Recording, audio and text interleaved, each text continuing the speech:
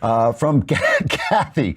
Andrew, do you believe in hell? I understand the argument about why there's evil on earth because God doesn't want us to force us to follow him. And in order for there to be a true relationship, there must be freedom of choice involved. A natural consequence of this is the existence of evil. But the prospect of facing eternal damnation for choosing not to form a relationship with the Creator seems a bit like putting a gun to someone's head and telling them they're totally free to choose if I can rob them or not. Interesting point. First, let me answer just in all honesty. I almost never think about what happens after I die. I mean, first, I'm never going to die. And secondly, when I do die, I'm coming back because just to repay those who have offended me. So, I just don't think about it. And when I read the Gospels, when I read the Bible, there's very, very little actual information. Most of what we think about hell and what we think about heaven is deduced. So you ask me all these things, do I believe in hell? Yeah, I suspect that what I believe is that the arc of morality is longer than life. The moral arc is longer than life because God lives longer than life and we live longer than life. We live in God's world.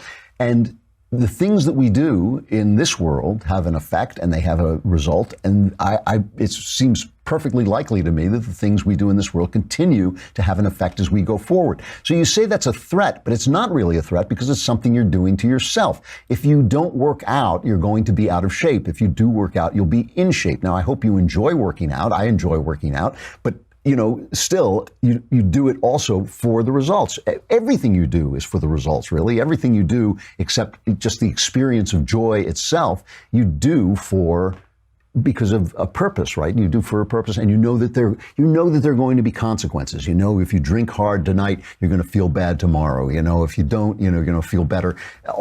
Everything has consequences. So the fact that we live in a world of consequences, you can look at as being a threat, or you can just look at it as the facts of life. And if you believe, you can not believe in those things, but it's just going to lead you where it leads you. And the thing about it is because it would be, to me, unfair if everything went great in life and then the trap door opened up beneath you and you fell through the roof because you didn't know the right name of God. I don't believe that. I don't believe that that's what happens. I don't believe we're living in a game show, a random game show. It's like, sorry, you didn't say Jesus, boom, you're done. I don't believe that that's the way it works. I believe that if you follow what is the best instinct within yourself toward virtue, you're going to get there, get to the right place, get where you want to go. And so if you're not doing that, you already know you're doing the wrong thing. So it's not like a big surprise if as you go through into the afterlife, the consequences continue.